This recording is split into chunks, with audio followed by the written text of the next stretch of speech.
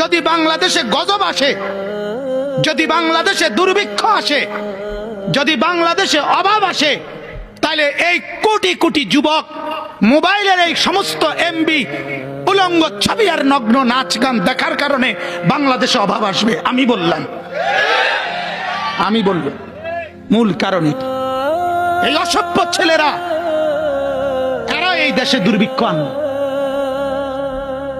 বললাম দেখেন, আপনারা দেখেন,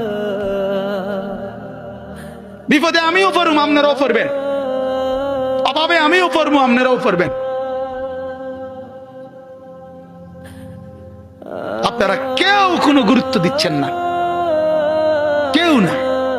ছেলে পেলেদের চেহারা দেখলে বোঝা যায় শুকাইয়া এক একটার সুরত। দেখেন এখানে, দেখেন মিয়া, দাঁড় করায় দেখেন, দেখেন এখানে যদি 15 বছর থেকে 30 বছরের ছেলে 50টা হয়, এশার নামাজ পড়ে নাই 45টা।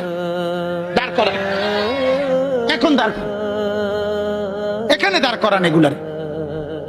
কিরে বেটা, নামাজ পড়বি কোন দিন? তুই মুসলমানের বাচ্চা না?